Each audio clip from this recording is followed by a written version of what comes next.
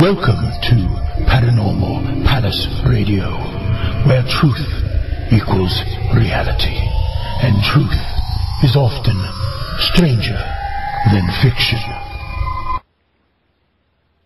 Hello everyone, welcome to Paranormal Palace Radio. This is your host, Royce the Redneck Radio Man, and joining me today is going to be Dr. Kirby Surprise, and he has a book on the market called Synchronicity, and we're going to be discussing that tonight in quite some detail, and it was a very fascinating book. But before we get started on that, I want to get this out while it's fresh on my mind, that his website is www.howsynchronicityworks.com, and I'll be putting that in the chat room.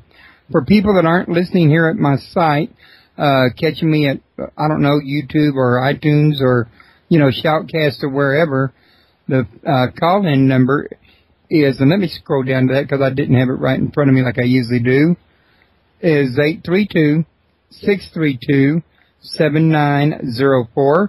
Please feel free to call in and ask the guest a question. And also, if y'all want to join the chat where you can talk to everybody and also ask questions in chat, my web address is www.paranormalpalace.com. So, Dr. Kirby, how are you doing tonight? I'm doing good. Thanks for having me on. I want to thank you for coming on, and, you got a very fascinating piece of work here, and in my opinion, all the authors have wrote about synchronicity before, and I've had some on my show. I would say you're unique in the perspective that you approach this from. Most people, when they write about synchronicity, I'm sure you're well aware, they're talking about how these events just seem to always coincide like numbers. You always know who's calling before they call, or when the phone's about to ring before it rings, or, a certain line of events that seem to line up. But nobody ever really goes into detail that I've seen before you about how they could be actually generated from us and then out into a part of our reality, which I'm probably not explaining that very well. I think you could do a better job of it. But I was going to say real quick, before we get into that, why don't you tell the listeners a little something about yourself and what got you interested in this topic? Okay. I'm a licensed psychologist out here in California. And, at the moment my regular job is actually work for the prison system. I assess and diagnose inmates with psychotic and delusional disorders. So actually my profession is judging other people's reality testing, which is kind of interesting for synchronicity because, it's an offbeat topic to begin with, and there's a lot of misinformation and sort of delusional material about it. I got interested because about 30 years ago, when I was an undergraduate student, I started noticing a bunch of outrageous coincidences around me. It was so bad it got quite distracting, and I decided to try to figure out, what was actually causing this. And the only explanations that are really around that people use are from Carl Jung. And he said that there are these sort of archetypes hanging out in hyperspace somewhere, and that there are these patterns that create the universe, and that they kind of bring external events and internal events, what we're thinking and feeling, into line with each other. And that just didn't make any sense to me. He said that it was unexplainable, basically.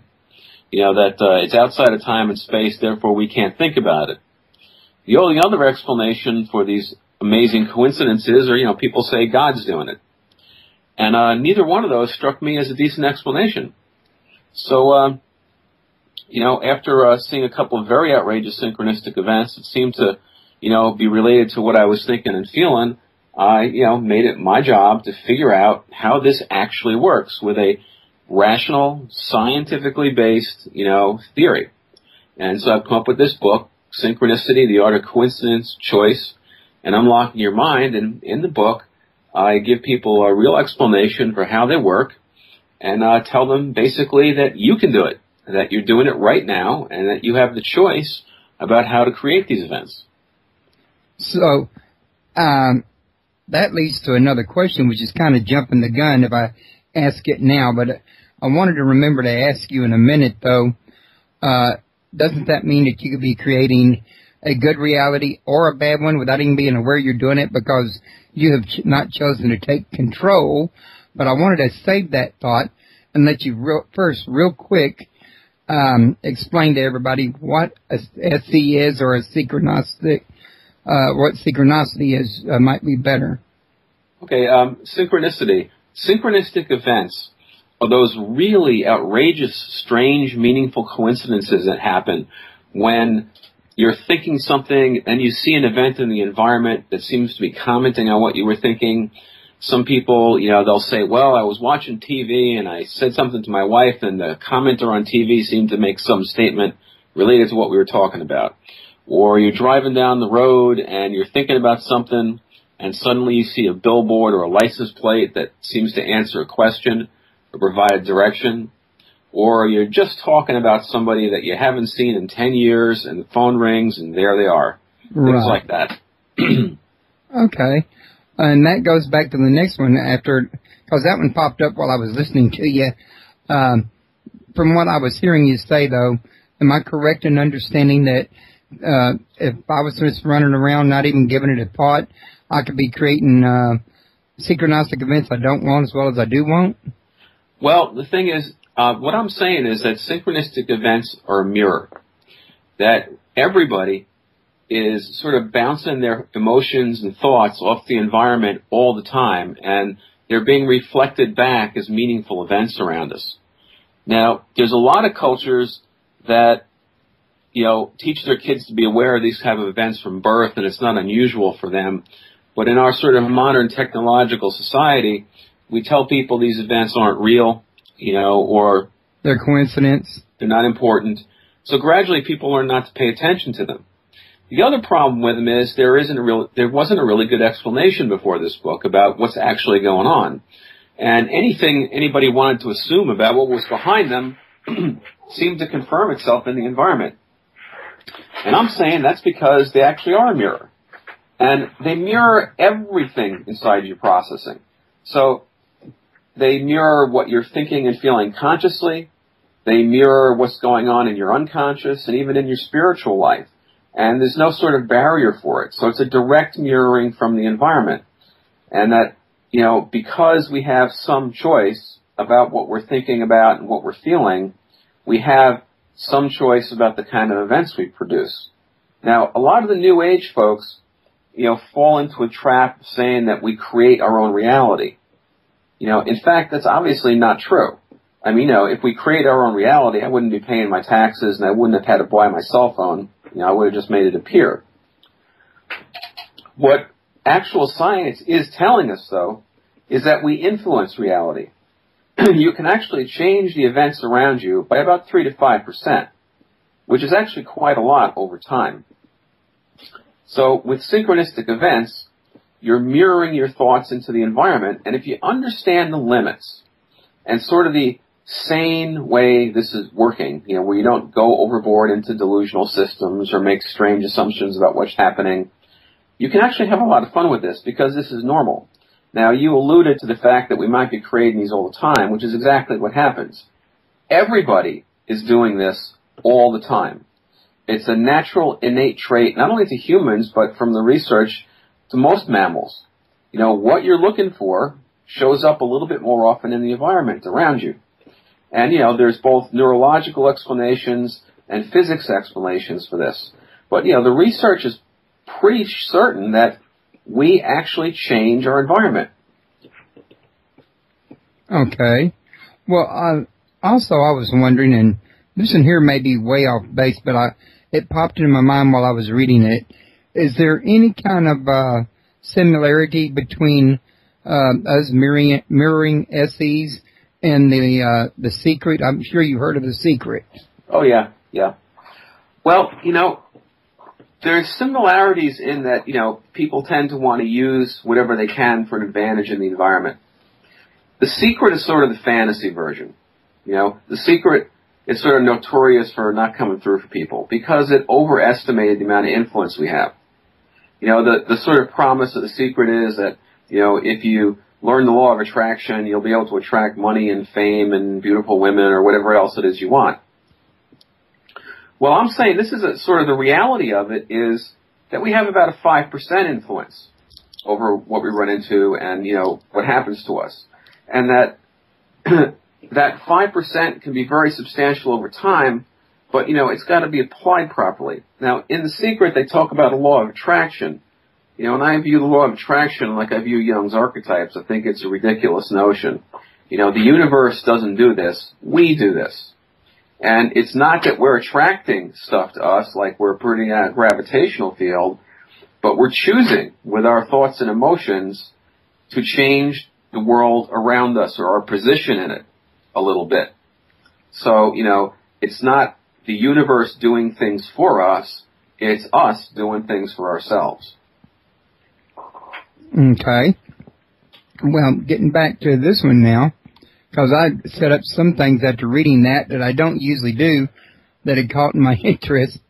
Now, one of the things was in your book you tell us not to believe everything we think, and I was wondering if you could tell the listeners why you wouldn't want to believe everything that you think. I mean, it's common not to believe everything you hear, but if you can't trust what you think, what can you trust? Well, the thing is that, your brain is the universe's largest, most complicated supercomputer.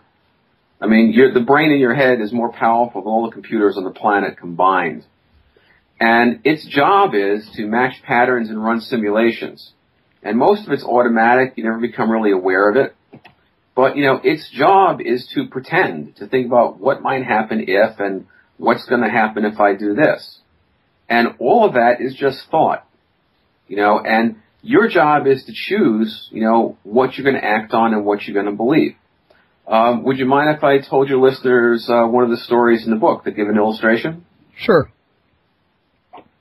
So I had a client come to me, and my job was to assess and diagnose him. And his files told me that he was paranoid schizophrenic. Now, real schizophrenia has a symptom cluster to it, and when you're actually talking with a schizophrenic, you can kind of pick up various symptoms that were going on. This guy came in, and he didn't appear to be schizophrenic to me. It seemed that, he was a little depressed, but, he wasn't psychotic. So I started talking to him, and I said exactly that. I said, your diagnosis is that you're a paranoid schizophrenic, but you don't seem delusional, and, you're not hallucinating. I asked him what was going on with him. And he said, oh, well, you wouldn't believe me. They never believed me. So I said, well, try me. And he told me this story about how, back in his 20s, he started noticing these amazing synchronistic events around him. TVs and radios would be talking directly to him, and people passing by would be commenting on what he was thinking, and billboards were answering his questions. And it was like every aspect of reality was communicating directly to him. And he said that, and I asked him, well, what's happening with that? And he said, well, it was God telling me that I have a special purpose in the world and trying to direct me towards it, and I've never been able to figure out what it is, and the whole thing has ruined my life. And, he told me this story about how, he started seeing this and talking to his friends and coworkers about it, and, pretty soon he lost his job because he sounded crazy. God's talking to me, through radios and TVs. And, his friends slowly drifted away, and he became more and more obsessed with it. And, I told him, look, I think what's actually going on with you is you're causing this. You're seeing your thoughts and feelings reflected in the environment. And what he had done was, after he saw a couple of synchronistic events, he asked a deadly question. He said, how is this possible? Now, the only explanation he had, in his mind was only God could do something like this. Now, these events are like a mirror. Now, maybe you've seen people who keep a pet bird in a cage. Occasionally, they put a mirror in the cage with the bird. Now, the mirror is there to keep the bird company, because the bird is generally not smart enough to understand that a reflection is not another bird. So the bird sees its own reflection, pecks at it, talks to it, argues with it, keeps him company. I told the guy, I think that's what you're doing. I think, you came up with the explanation, this must be God, and then that thought reflected off the environment in the form of, this is God talking to you, and, then he was off and running with that from there. And, he, of course, thought I was crazy. Human beings can't do things like that. So I said, look, go back to your room, and when you're watching TV looking for comments on your thoughts from God through the voice of the newscasters or whatever it is, Instead of listening for God talking to you, listen to Walt Disney or Bugs Bunny. And he came back the next week and he said, oh my God, I've been talking to myself for 30 years. Because when he expected the synchronistic events to respond differently, they responded exactly how he assumed they would, which is what we're doing. We're looking in a mirror, and, whatever explanation we want to come up with gets mirrored back to us. So Carl Jung came up with the idea of archetypes. Suddenly, he saw synchronistic events that seemed to be reflection of archetypes. Now, one of the most famous stories that Jung tells is, as a psychotherapist, he had a woman who would drive him crazy in sessions. She was nothing but logic. Everything could be explained. And therapy requires having some emotion, some depth. He couldn't get past this ingrained logic this woman had. She wouldn't feel about anything. So she was telling him about a dream she had in which a scarabed beetle, was in the dream. And as he's listening to her, quite bored and wondering how he could possibly get her out of this logical loop she's in, there's a tapping at the window. So he gets up and he goes over to the window and opens it, and there's a big scarab beetle trying to get in the room. So he picks up the scarab and he goes, here's the scarab from your dream. And it blew the woman away. And, she couldn't find an explanation for that. And he said it was a breakthrough in the therapy. Now, his explanation of archetypes doesn't work with his own experiences. There's no beetle archetype anywhere. What he found, what he was doing was his thoughts and needs, trying to find a way to break through this logic, and her dream about the beetle produced the event. The individuals observing the events are the ones that create them. What the book is about is a logical explanation for how that's actually possible, and giving people the choice of being able to do this themselves. One of the things in this culture is if you don't look for these events, if you don't think they're important, your subconscious doesn't alert you to them. It says, that's not one of the things that the conscious mind wants to pay attention to, so it filters them out for you. Okay. And one of the other things I was going to ask you about, in your book you were talking about the psychological state and the external state mirroring each other, which we've been touching on that. But I was wondering if you could, I was going to say explain this, what you were just doing, but I was also going to ask you if you could tell my listeners, how do they recognize when this is actually happening? When it's actually happening? Yeah, how do they stop and say, wait a minute, I'm having what's in my subconscious mirrored in my conscious? Is there any, because you're just talking about people with it, their consciousness filters out SEs. Wouldn't they need some way to get them to filter in, I guess you might say I'm saying? Well, I'll tell you what, let me back up for a second and describe the situation that we're all in right now, okay? Now, most people listening to this, they think, they're sitting in a room and looking at the outside world. That's actually not the case. The reality around you is actually a hallucination. Now, here's the situation you're in. You are probably the greatest natural miracle that you could ever conceive of. We, as biological organisms, we're basically biological machines with the best computer technology imaginable on board. Now, you have billions of sensory neurons pointed out into the environment. Each one of them is a little computer. It produces digital signals. Nerves go on and off and on and off. Those billions of signals get transmitted to the brain, which is receiving trillions of bits of digital information every minute. And your brain takes this mass of data, because at this point it's actually just a data stream, and it interprets them and assembles the reality that you're experiencing right now. And it does this in areas of memory in your brain. Now, sometimes science fiction almost gets things right. There was a bunch of movies years ago called The Matrix. And in these movies, the premise was that everybody is actually asleep and they're plugged into a giant computer system that's creating this dream reality for them. Now, they almost had it right. There is no external computer doing this. The cosmically powerful computer that creates your reality is in your head. It's your brain. It's your neurosystems. They're designed to show you the things that you think are most important. Now, the part of you that you think is conscious, that you think of as you, is actually about the size of a walnut. It's in the extreme front tip of the brain. The rest of the brain is mostly automated systems that are constructing the reality for you out of the information from your senses. And the other wonderful thing it does, though, is, it shows you only the things in reality that you've been interested in. So it's like having Photoshop for reality on board. Now,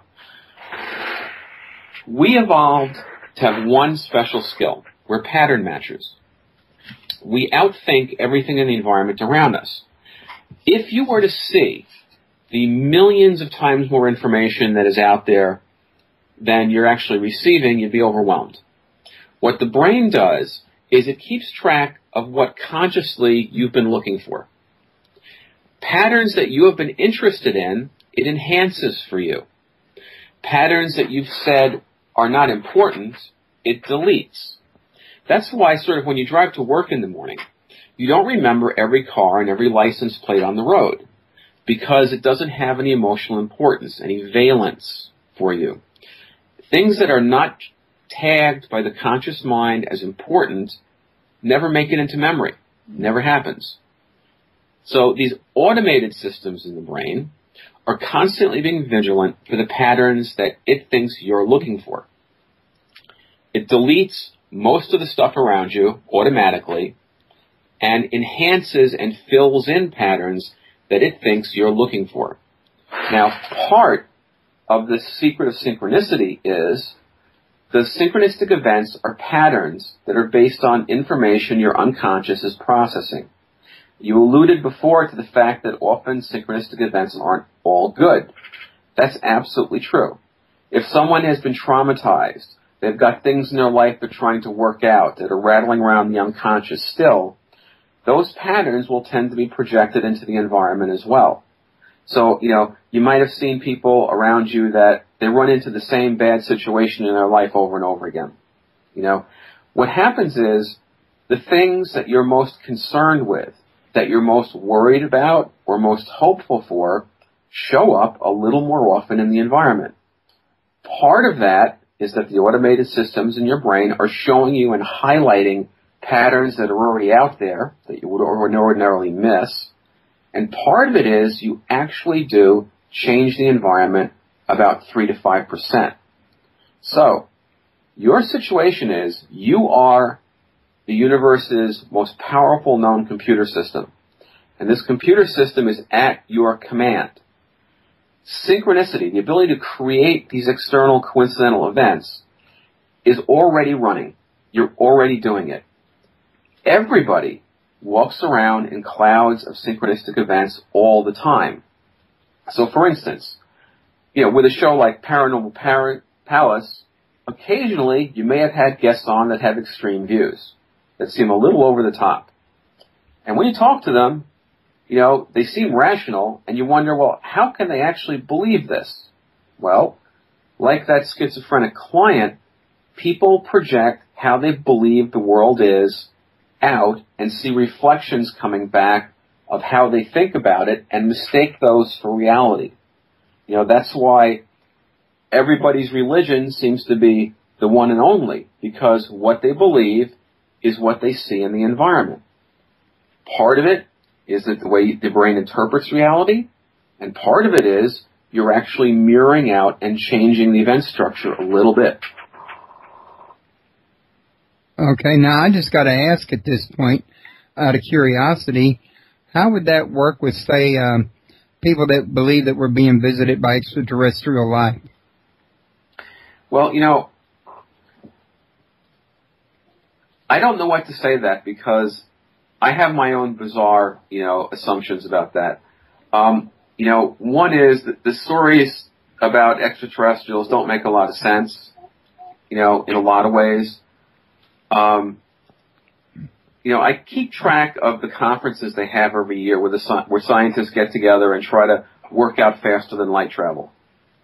And, unfortunately, even with the most cutting-edge theoretical physics we've got, there's no way to do it. If you're made out of physical matter, you cannot move faster than the speed of light. A lot of the stories about UFOs are kind of interesting. It's like, for instance, if we wanted to go to the closest star system, we wanted to do it in less than 50 years with a ship maybe the size of a Winnebago. It takes 200 times the total energy output of the planet to do that in 50 years. Now, if you had the kind of technology that, would allow you to do that, why would you be coming here doing all the bizarre stuff that people report aliens doing? It doesn't make a lot of sense. I think that, if there's other dimensions, other dimensional travel, I can't see aliens bothering using physical vehicles at all. Why bother? I believe there's probably lots of life in the galaxy. I think with all the new planets they've been finding, they think that there's well over 1 billion planets just like us, just in this galaxy alone. But the matter of people traveling between, I think they should land on the UN and let us know what's going on. Or the White House lawn. That would be good. Okay. Now, I was also going to ask you if, let's see, can you help explain how we can use the SCs and the understanding of them in the external world around them to our advantage, in other words? Sure. So, the first thing is to think about why such an ability would develop in people. Now, we're still basically the same creatures we were about 50,000 years ago. Our ancient ancestors were grassland hunters. Our job was to stand out on the savannah and look at, miles and miles of oceanic waving grass with shadows and patterns passing across from the clouds and, all kinds of things going on. Huge amounts of information. And know that out there in the grass, there's antelopes and game, dinner, and there's also stuff that wants to eat us. And everything out there was evolved to hide. So our jobs was, first, see through the camouflage. That's what the automated systems of the brain do. They enhance patterns and delete what's not important. And the other would be to develop a way to get an advantage. The only thing better than being able to predict what's going to happen is to actually make it happen. And it seems that we do that at about 5%. Now, our original ancestors already knew this. The oldest cave paintings we got show our ancestors basically dancing around in masks, pretending they're game, having rituals. Now, these folks had the same brain that we do. They weren't, stupid. They had noticed that there was a correlation between the game showing up and what they were thinking, what they were experiencing internally. And they were trying to make that happen. They were trying to produce synchronistic events by manipulating their own internal states, which is actually kind of sophisticated. Now, the modern version of this started back in the 1930s. There was a guy named J.B. Rhine. He was a psychologist and a researcher at Duke University. Now, a gambler came into his office one day and said, "Doc, I know this is going to sound crazy, but I think I can make the dice come up better than chance in my favor." Now, being a real scientist, instead of throwing the guy out of the office, Ryan said, "Okay, let's see you do it."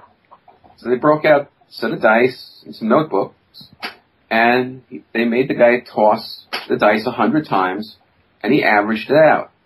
And sure enough, this guy had about a 5% advantage over chance in the way the dice were coming up. Ryan became obsessed with this. He created experiments where they used between, 6 to hundreds of dice at a time. He isolated the dice from anybody touching them. He looked for physical influences.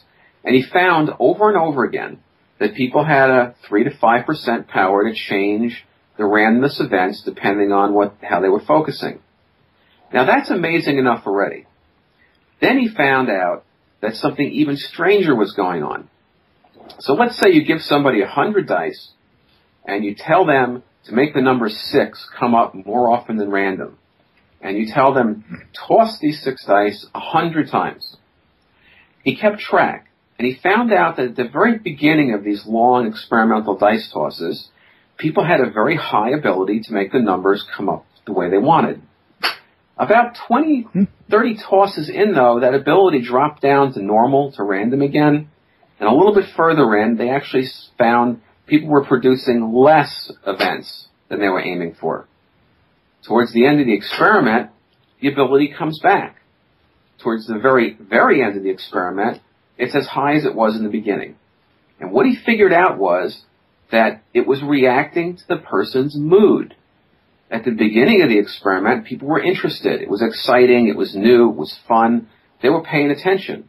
Their ability to change the synchronistic events of the random dice tosses was high. About 20 tosses in, it got boring. Their attention started to wander. They really didn't want to do it anymore. They were looking at another 80 tosses.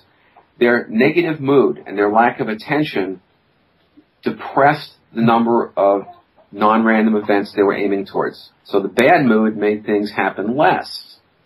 Towards the end of the experiment, they started getting excited about seeing the results. It was going to be over. They paid more attention. The ability came back up again. He was demonstrating in a lab that people create synchronistic events based on their mood and what they're paying attention to. Now, he did some other experiments. We tried to figure out if there was a spiritual or moral component to this.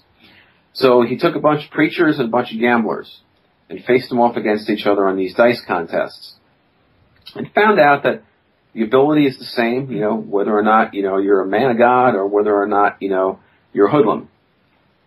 He also found that things like stimulants increased the ability, alcohol depressed it.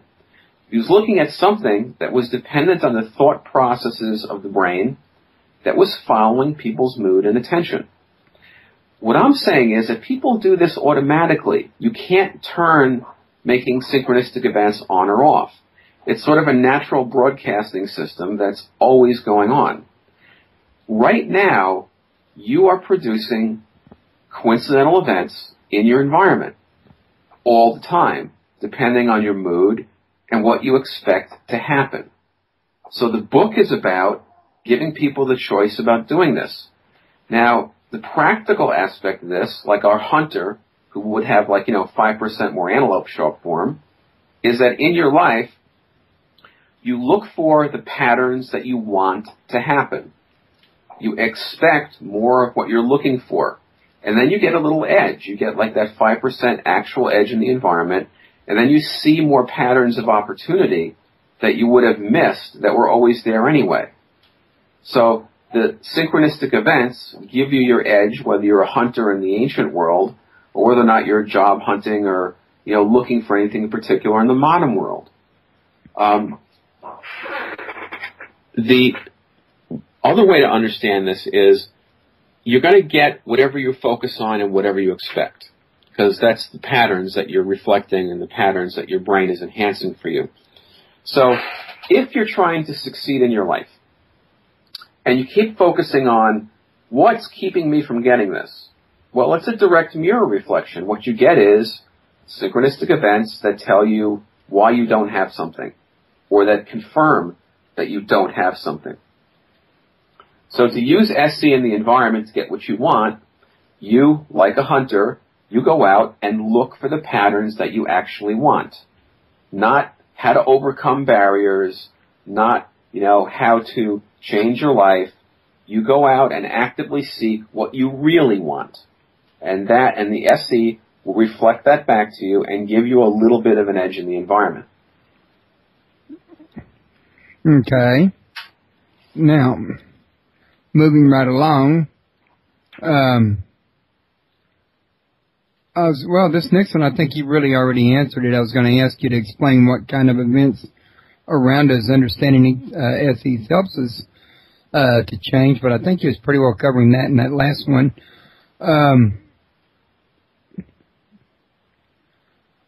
Okay, yeah, don't what you talk about regarding SEs match what quantum physics is teaching, that a wave has to be observed before it can collapse into a particle?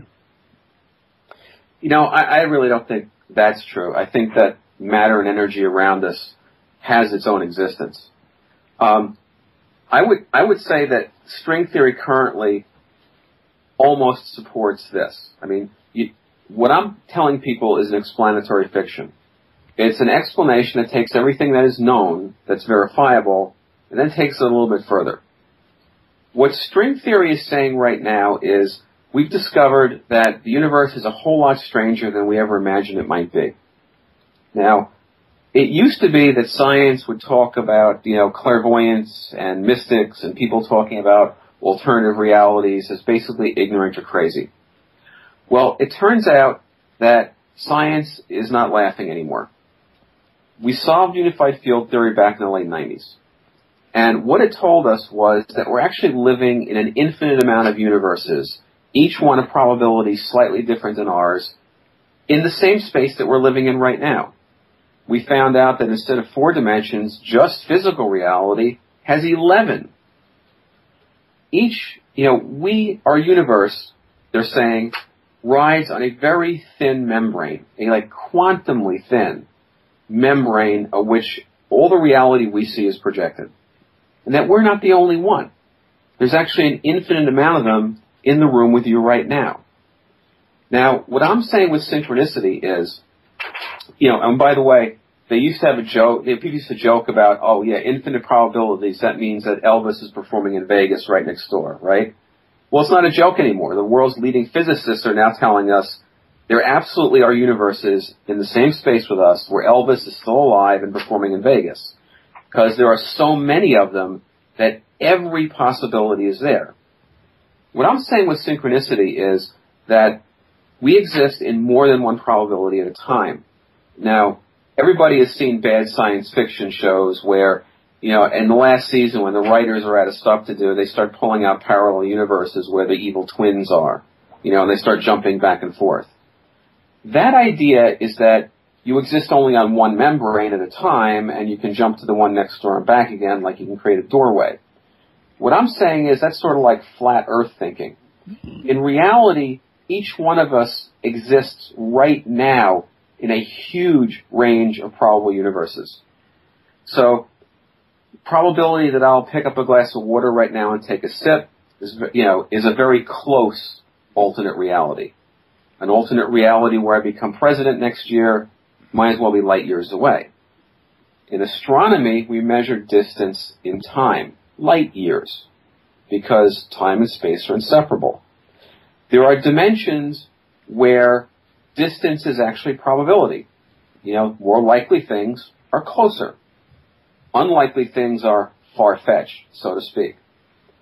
These other dimensions also are linked to our emotional and mental states. Now, the mystics and clairvoyants and seers have always been telling us that our emotions and our thoughts are actual things. They're forms of energy. What I'm saying is that some of these alternative dimensions are actually based on states of consciousness. They're already part of us. And that our thoughts and our emotions guide us to these probabilities. Now, this ability is not huge. You cannot, no matter how hard you concentrate or wish, turn lead into gold or have someone drive up with $1 million check and say you won the lottery. Winning the lottery is 1,000,000 to 1 chance. Your rate of influence is about 5%.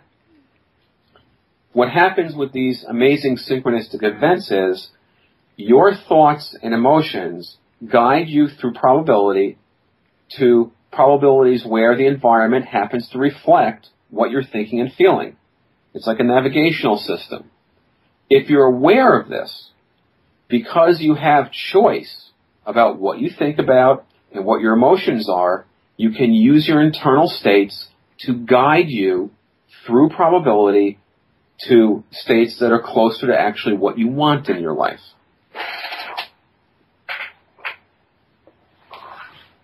Okay. Let's see what we got here. Okay, now listen here.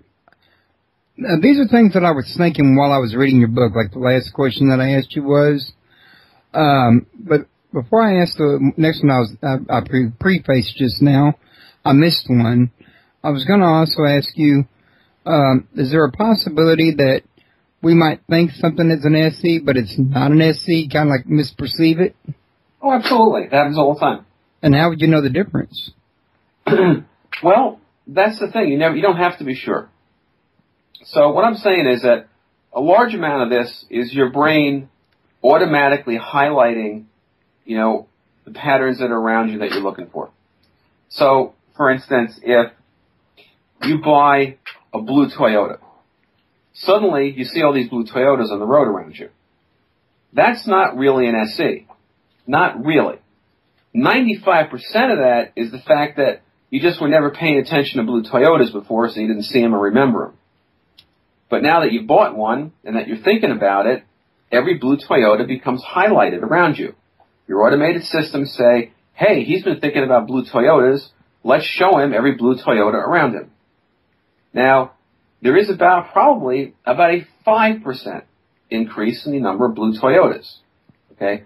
But very often, the synchronistic events you're seeing are patterns that were already in the environment around you that you would not have noticed unless you had been thinking about it recently and the unconscious pointed it out to you.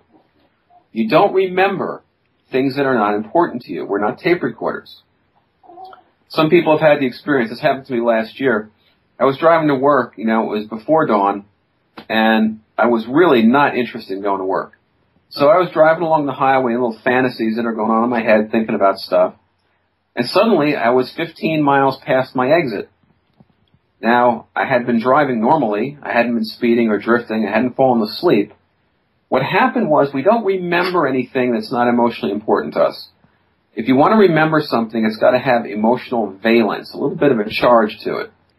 So I was so disinterested in driving that I hadn't formed any memories of driving. And when I suddenly noticed I was in another environment I didn't want to be in, it became important. So synchronistic events can work the same way. The patterns that show up can always have been there. It's just that unless they were important to you, you would never have seen them. All right. And the next one I was going to ask you may sound a little odd to you, but while I was reading that, one of the things that came to my mind was actually a Bible verse by the Apostle Paul when he was saying, now faith is the substance of things hoped for and the evidence of things not seen. Do you think he probably could have been describing SEs from a religious perspective? Oh, I wouldn't presume, to say what he was thinking about. I will tell you, though, that people project complete belief systems and mythologies out into the environment.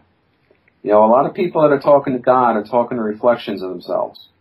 A lot of people that see the world in a particular way based on whatever scripture that they believe in, they're believing what they're thinking.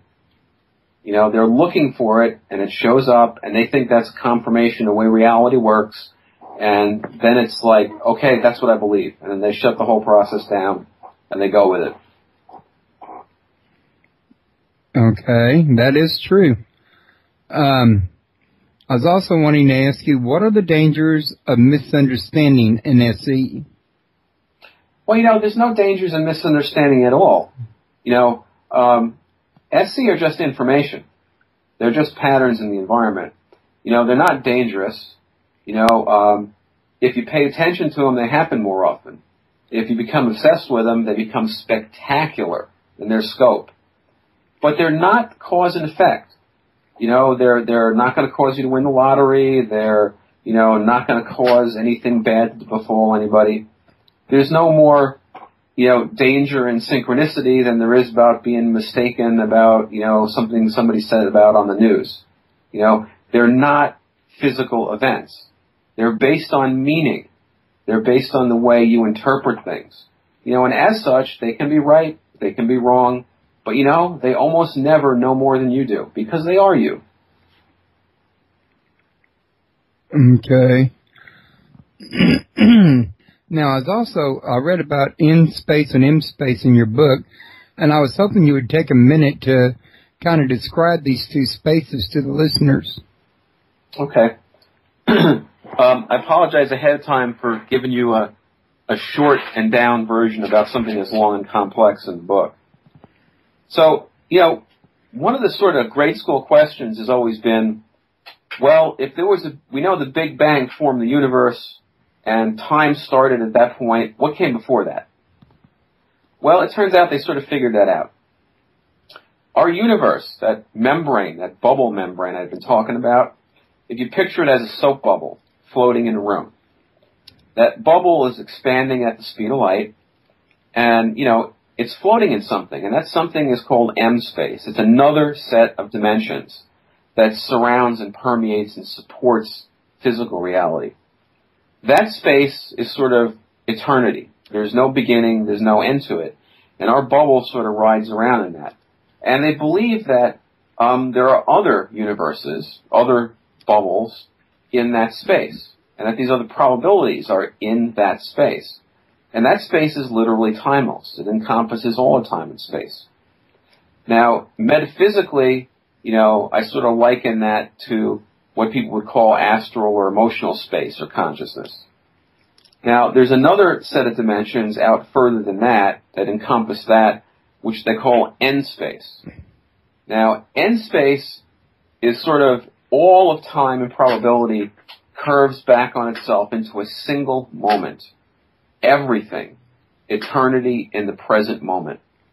Now, that is a state that our mystics, philosophers, and saints have always been talking about. And I'm saying that if you want to cause synchronistic events, there's two approaches. One is sort of an M-space approach, where you think about it like gravity. The more energy you build up in the thoughts and emotions of a particular pattern, the more you make it manifest. N-space is a little different. It's not as dependent on any conceptions of energy, time, or space. That's sort of where you're moving to the probability that you want to be in. And again, in order to really get an idea of what I'm talking about, you'd probably have to read a couple of chapters in the book. Yeah, that was kind of in-depth. But I was, kind of hoping you'd brief them real quick, which you did. And I was also wanting to say, what can you tell us about thought forms and objective reality? Okay. Thought forms are a very, very old metaphysical concept. You can find this idea in different languages throughout the ancient world. It's the idea that your emotions and your thoughts are actual things. Now, most people have seen drawings that psychics make of what an aura looks like. It's this egg-shaped energy field around people. And what they report is that in that egg-shaped field is not just colors. There's objects that form and dissolve and reform and come and go. And that's your stream of thought. That's your emotions and your feelings being made into real emotional and thought objects in the matter and energy of thought and emotion, which I'm saying correspond to like N and M space in some ways. Now,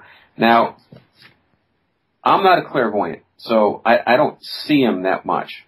But they're also a very good way of working with your own thoughts and feelings. So, one of the things about, I want to change the way I think about something or the way I feel is, well, how do you get a handle on what you're thinking and feeling? One way is to pretend that your thoughts and emotions are solid objects. You picture them as something. And then you manipulate in your mind and imagination those objects. So, maybe your anger looks like a little gremlin that hangs out next to you, or, maybe the thing you're hoping for most looks like a little, a squirrel with angel wings or something. You create objects that represent the things that you want to think and feel. And then once that object, that thought form, literally thought with a form, is created in your mind, you can manipulate that object not only to change the way you think or feel, but you can use them to create synchronistic events as well. You can, one of the wonderful things that your brain does for you is it will think about things and try to solve problems that you present it with long after you've turned your attention elsewhere. Almost everybody has had the experience of trying to remember a word or a name or a place or a fact about something and not being able to come up with it, and they give up. an hour or two, days later, suddenly the answer, the word, whatever it was, just spontaneously pops into their mind. What's happened is that miraculous supercomputer you have in your head has been searching memory all that time, trying to find the information for you, automatically. And when it comes up with the answer, it interrupts you and gives you the answer. So, you're thinking about things that you're not aware of all the time. With thought forms, once you make these objects, if you consider it like a semi-solid object in the fields around your body, once you turn your attention elsewhere, if you've only put a tiny amount of attention into the thought form, it dissolves and its energy forms part of the next piece of your stream of thought. If you focus on it consciously for a period of time, when you turn your attention elsewhere, it continues to exist around you, and it continues to guide your path through probability and create synchronistic events around you. So, whether the metaphysical explanation is in any sense real or not, it's practical because it actually works. Even if the explanation is wrong, you can use that method to change synchronistic events in your environment. So, to some degree, it's sort of like a user interface to your computer. Little pictures and arrows and stuff you put on the screen that direct the chips in the machine to do the work for you. Okay. And I was also wanting to ask you, well, in one part of your book I read about drugs and SCs and the ancient use of it. I was wondering if it's possible to know if you're having a real SC during the use of these drugs or if you're just hallucinating because of the drugs. Well, it's a legitimate and serious question because, not me personally, of course, but I've known lots of people that have been tripping and they come up with some pretty wild ideas that seem really great at the time, and when they come down, it's not that interesting. It's just kind of bizarre. If you disturb your brain's chemistry, everything that we are is based on our neurological processes. There's no part of us or our experience, that cannot be disrupted if you disturb brain chemistry. So, for instance, most hallucinogens operate by changing and modulating neurotransmitters. They tune areas of activity of the brain up or down, generally up. The problem is, some parts of the brain depend more on dopamine, some depend more on serotonin, or other combinations. So, for instance, if someone takes LSD, what they're doing is they're jacking up the serotonin use in the brain so that only some areas of the brain are accelerated. And what that means is it's like taking your computer and making only some of the chips run super fast. The whole thing gets out of sync. So that's why people see walls melting and colors are not supposed to be and have weird thoughts, because the brain is no longer evenly communicating the different parts of itself. When that happens, you can't be sure what's going on. Creating SE doesn't require drugs of any kind. You're already doing it. Everybody listening to this right now is already influencing their environment. You don't have to learn how to do it. It's not a special talent. You don't have to get loaded in order to produce them. Now, when people are intoxicated, they often report seeing more of them. Some of them are mistakes in processing, and some of them are synchronistic events. The thing is, if someone is tripping on some drug, they expect reality to be bizarre. They're doing it because they like non-normal reality experiences. And in that context, they're more likely to accept strange things like synchronistic events occurring around them and not be upset by them. Okay. And I'm getting down to the end of the list of the questions that I made while I was reading this.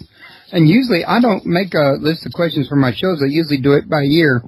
But yours was a very unique book, and it just brought, these types of questions out, while I was reading it and made me think about it.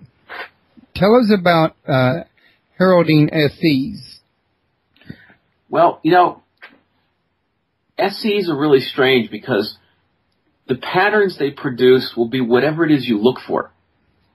And they can produce the illusion of telepathy or clairvoyance. Now, I've had some experiences which are very hard to explain, where I've seen a series of synchronistic events unfolding that seem to be pointing towards something that hasn't happened yet. And when the event happens, and for me it's usually, one of the examples I give in the book is I started seeing a bunch of disturbing synchronistic events that says something bad was coming. And I kept, being preoccupied and worried about all these little coincidences that said, look out, basically. And then I had this, tremendous fight with my wife. And all these issues came up, and it worked out, and it was resolved. And after the fact, I realized that all the issues we were fighting about and getting really emotional about were what caused the events that happened before the actual argument. So it can look as if you exist in more than one spot in time, which in fact is one of the points of synchronistic events. You exist on a lot of different dimensions at once, not just the physical. Part of you is not limited to physical time and space. And it's, and since synchronistic events are based on meaningfulness between events, not on manipulating physical events, there's no reason why events in the future can't be influencing the present, or events in the past can't be influencing the future. The tricky, slippery slope in this, though, is if you look for this kind of phenomenon, the pattern of what you're looking for shows up in the events around you. So you can basically be creating a self-fulfilling prophecy where the meaning you're looking for becomes mirrored in the events. So, you got to be real careful about what you ask for. Yeah, I used to have a joke I used to tell my kids about: be careful what you ask for you might actually get it. Absolutely. But, also, you talk about being in multiple different dimensions at one time. You also reminded me of another joke I used to always tell my kids, I think kind of goes along with that, and that is I would tell my kids I'd bet them that I could prove to them I was in at least a minimum of 10 places right where I was at, speaking to them at that moment right in front of them. But, of course, they'd take the bait. And I'd tell them, well, okay, number one, I'm in the universe. Number two, I'm in the galaxy in this universe. Number three, I'm in the solar system. Well, as you can imagine, I brought it back down to the planet and the, United States and the city and, right down to the chair I was in even. But, I think it kind of, is similar to what you're talking about in a different perspective. Yeah, in some ways. I mean, if I say that, we are multidimensional beings and that we exist in some ways outside of time and space, I mean, it sounds like, initially pretty flaky and pretty weird. But then if you look at what science is telling us, I mean, we always only think there were 4 dimensions, 3 is space and 1 is time. Normal physical reality has 11 dimensions. You're in 11 dimensions right now already. And standard physics is now telling us there's, different kinds of time. That, the moment to moment linear time we're thinking that is the only thing that's there isn't the only thing that's there. So, I've come to a place where, I don't absolutely believe much anything. What I do is I think some things are more probable than others, and I try to go with things that are more highly probable. Yeah, that's kind of like I am on that. Now, also, tell us how we create the rules in SEs. The rules? Yeah. Okay. This is sort of like everything we do is underlined by basic laws of physics. Okay? The laws of physics we don't change. Okay? But we do create the ballparks that, we play our games in. So with SC, the most basic rule is it's a mirror. You're looking at what you're thinking. Now, the fun part is you're looking at not only what you're thinking consciously, but you're also looking at what you believe, what you think unconsciously. So the only real rule is, that it's a reflection. That, it's nothing to be upset about, and that it's always going to reflect what you're concerned with. After that, you can pretty much tell any story you want. I mean, I've played chess with synchronistic events, projected mythologies. You can play Lord of the Rings, Star Wars, anything you want. The environment will theme itself around what you choose to look for. So, the only rule is don't forget that you created this to begin with. Would you mind if I gave people one of the exercises in the book? Sure, go for it. Okay. So the book has a chapter with 7 really good exercises in it to show you how to create these events, and one of them is called the inside joke. Now, Shakespeare said all the world is a stage, and everybody on the stage is merely a player. So in the inside joke, you look out into your environment, and you pretend that it's actually true. That this is, a holodeck or part of a matrix computer, whatever you want to call it, but you're an actor on a stage. The entire physical reality around you is a creation. It's your stage. It's your theater. Now, most of the actors on stage are so engrossed in what they're doing, they forgot they're acting. They literally don't know that they're not the part they're playing. In reality, the entire theater is set up so that you and the other actors can play out the various dramas and interests in your lives. Now, you've just woken up on stage in the room you're sitting right now and realized that this is a stage, this is all a big set, and behind the stage, behind all the props, there's a stage crew. You have people in the theater that are keeping the special effects running in the background, that are arranging events and chance meetings, and all the things that you're going to run into are choreographed. Normally you don't see the stage crew, but they're a fun bunch of people that are interested in helping you and helping you get along with whatever production you're doing. So the first part of this little game is you simply pretend that you're on stage, all of the world is your stage, and you look out at the events around you, and you look for a synchronistic event that is your stage crew saying hello. It could be anything. The license plate in the car in front of you could say hi, or somebody on the radio or the broadcast could be seeming to be talking to you real time in the present moment, something like that. Now, if you expect this to happen and look for it, it does.